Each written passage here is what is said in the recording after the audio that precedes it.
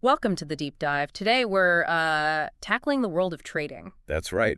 And we're using Dr. Alexander Elder's classic, Trading for a Living, kind of as our guide. Yeah, our roadmap, our goal here is really to distill the core ideas from Elder's work. Exactly. We want to give you the key takeaways, No. without getting bogged down in every single detail. We know you want the insights, the stuff that really matters, and we'll highlight some, well, surprising facts and definitely the psychological side. Which is huge in trading. Absolutely. Elder calls trading the last frontier. It has this allure, right? Freedom, independence. Totally. Be your own boss, work from anywhere. Sounds amazing. But, and it's a big but, the reality is most people who try it, they don't succeed. And that brings us straight to the core message. Yeah. Elder's big point, really the foundation of his whole approach, is that psychology trumps technique. Okay, say more about that. Well, the real breakthrough, he argues, isn't finding some, magic formula on your computer. Right. It's understanding what's going on inside your own head. That's the key. Yeah. And it's not just your individual psychology, is it?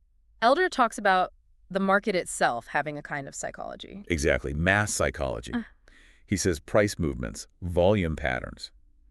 They're not random noise. Yeah. They actually show you how the crowd is behaving, driven by, the big two, greed and fear. So every price is like a snapshot of what everyone thinks something is worth at that exact moment. Precisely. It's a momentary consensus reflecting the battle between the bulls, who think it's going up, and the bears, who think it's going down. And understanding that helps you avoid acting like, like the typical amateur. Yeah, the person who just sees dollar signs and keeps losing because they're either ignorant of these forces or just lack discipline. Okay, let's dig into that individual psychology first. What really pulls people into trading? Is it just the money? The dream of getting rich quick is definitely powerful. Escaping the 9 to 5 is a strong fantasy. But the reality check comes pretty fast. Oh, yeah. Elder makes it clear the odds are tough and the challenges are real. People often, underestimate the emotional grit needed. And sometimes trading can actually bring out the worst in us. Elder mentions self-destructiveness. He does. Things like impulsive trading, jumping in without thinking. Or treating it like a casino trip. Exactly. Taking massive risks just for the thrill. He gives examples like people clinging to losing trades, hoping they'll magically recover. Doubling down on losers. Yeah, or just making the same mistakes over and over again, stuck in these self-defeating loops. So if you find yourself in that pattern, what's the way out? What's Elder's cure? It starts with brutal honesty, self-assessment. You got to identify your own weaknesses. And then actively work to change them. A big tool he pushes is the trading diary. Okay. Writing down why you took each trade, your plan, the outcome, and then looking for patterns. What worked, what didn't, why. It sounds intense, almost like therapy. And he makes that comparison, right, to Alcoholics Anonymous. He does. It's a really striking analogy. Losers Anonymous, he calls it. Okay, explain that. Well, just like someone battling addiction needs constant awareness, a trader needs to recognize their own tendencies towards bad decisions and repeating mistakes. So you substitute loss for alcohol? Kind of, yeah. It's about that same level of rigorous self-honesty. Acknowledging the problem is the first step to fixing it. And the point isn't to be down on yourself, it's to change your mindset. Exactly. It's about achieving a state of, maybe serenity is too strong a word, but definitely calm. Instead of that aggressive, rip the throat out of the market attitude he mentioned someone had. Right. That aggressive approach often leads to tension and mistakes. The Loser's Anonymous mindset helps you step back, be patient, and focus on finding the best, safest trades, not just any trade. Makes sense. And those emotional highs and lows of winning and losing, they can really mess with your head, can't they? Oh, completely. Elation after a big win can make you feel invincible, leading to reckless risks. And a string of losses. Breeds fear. Makes you hesitate, maybe miss good setups, your system flags. Elder stresses the need for detachment. So you can use your brain, not just react emotionally. Precisely. Keep your intellect fully engaged. Okay, so we've covered the individual mind. Let's shift to the market as a crowd.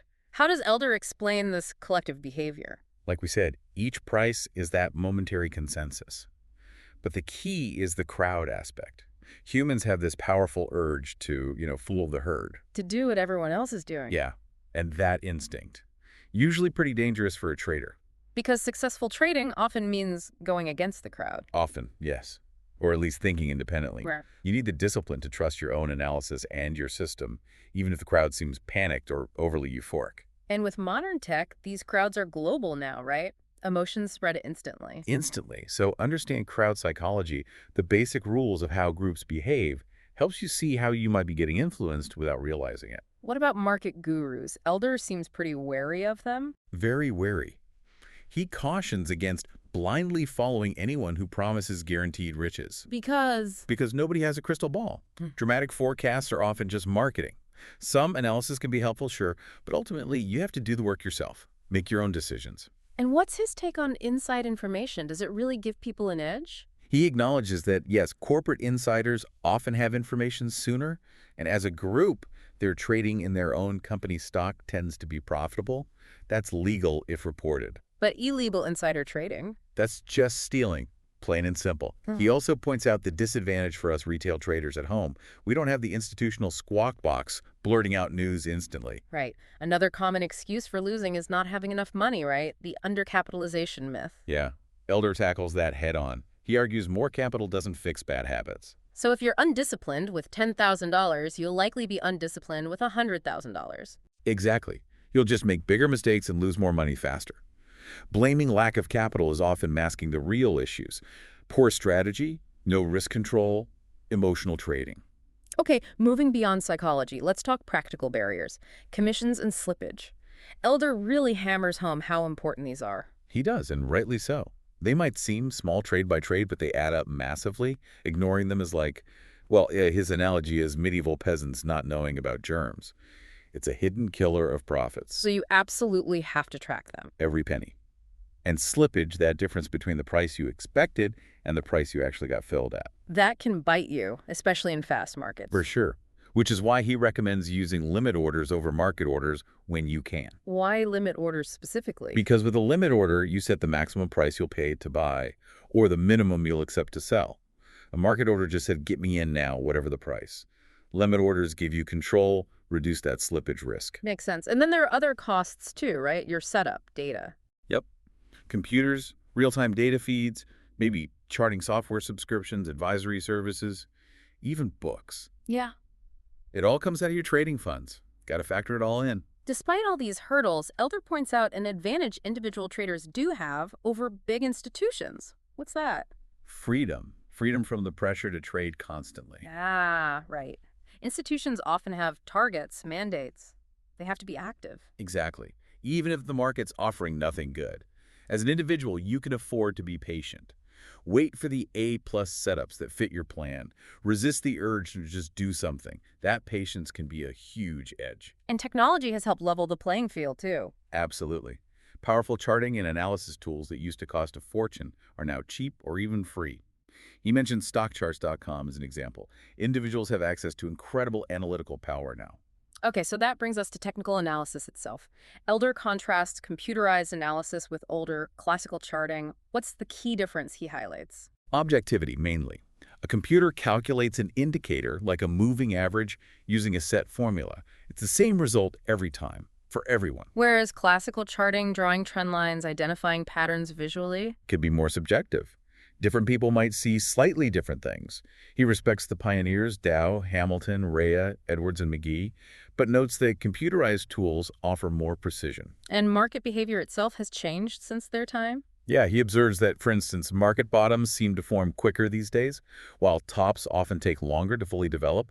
The rhythms change. Let's get into some basics he covers. Price bars, what do they tell us? Each bar or candlestick shows the battle for that period. The high shows how far buyers pushed. The low shows how far sellers pushed.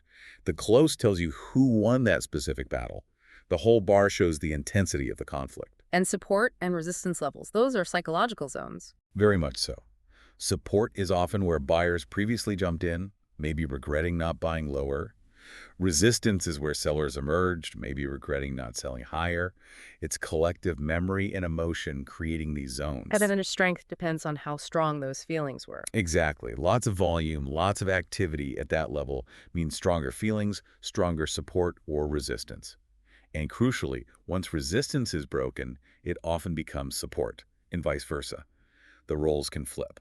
Understanding trends versus trading ranges is also vital, he says. Totally vital. Markets actually spend most time in ranges, just chopping sideways, trends are less common. And you need different tactics for each. Completely.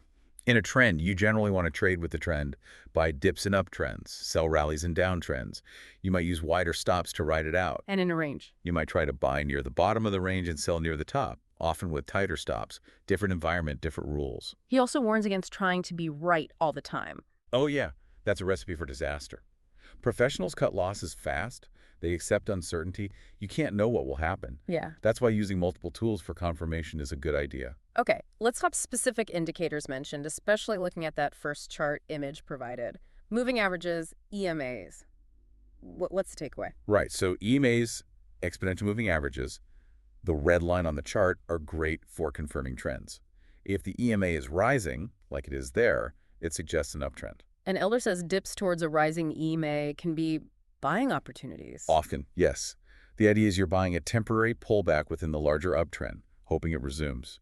EMAs react quicker than simple MAs because they weight recent prices more heavily. He even talks about using two EMAs to create a value zone. Yeah, like a channel between a shorter and longer EMA. Buying or selling within that zone might offer better odds, according to his approach. Now, the NCD histogram on that chart has a green arrow. What's that showing? The MACD histogram measures momentum. That arrow highlights a strong surge upwards, hitting its highest point in months. That signals a powerful, maybe even accelerating uptrend. And MACD can also signal reversals through divergences? It can. That's when price makes a new high, but the MACD histogram makes a lower high, or vice versa for lows. It suggests the momentum behind the move is fading. But he adds a caveat. Yes, for a divergence to be really convincing, he wants to see the MACD histogram actually cross its center line as confirmation. Got it. And the directional system, marked with the vertical green arrow. That system, with the ADX line, helps gauge trend strength. That arrow points where the ADX, a measure of trend strength regardless of direction, has climbed above 20 and crossed one of the directional lines. That combo suggests a new, strong trend might be starting. Volume is another piece of the puzzle. What does it tell us? Volume shows participation, intensity, conviction. High volume on a move means lots of people agree on the direction. And spikes in volume can mean... Sometimes, exhaustion. Especially big down spikes on panic selling time. Elder thinks those are often more significant than greed-driven up spikes. Low volume is typical in trading ranges. Breakouts need volume to be convincing. What about open interest, mainly for futures and options? It's the number of open contracts. Rising OI suggests new money is flowing in, increasing conviction. Falling OI means positions are being closed, maybe conviction is waning. It gauges the intensity of commitment. Timeframes are crucial too. Elder emphasizes looking at multiple charts. Absolutely. His triple screen system is built on this. Use a long-term chart, like weekly, for the big picture strategy, an intermediate chart daily for tactics, and maybe even a shorter one, hourly, for precise entry-exit timing. The factor of 5 rule. Yeah, roughly. Like Yep. weekly, daily, hourly, each about 5 times shorter than the last. Gives you perspective. And channels. How do they help? They define the normal range of price movement around a trend, often using moving averages as a base. Moves way outside the channel might signal extremes mania above, depression below. He has rules for trading bounces off channel lines, especially with indicator confirmation. Okay, last indicator. The NHNL index. New highs, new lows. What's its value? It's often seen as a leading indicator for the broad market's health. It counts how many stocks are making new highs versus new lows. So divergences here are important. Very. If the main index hits a new high, but fewer stocks are participating, NHNL makes a lower peak, that's a warning sign. Underlying weakness. Conversely, seeing NHNL improve, maybe moving from negative to positive, can signal a new uptrend is gaining breadth. Right, let's pivot to maybe the most critical area.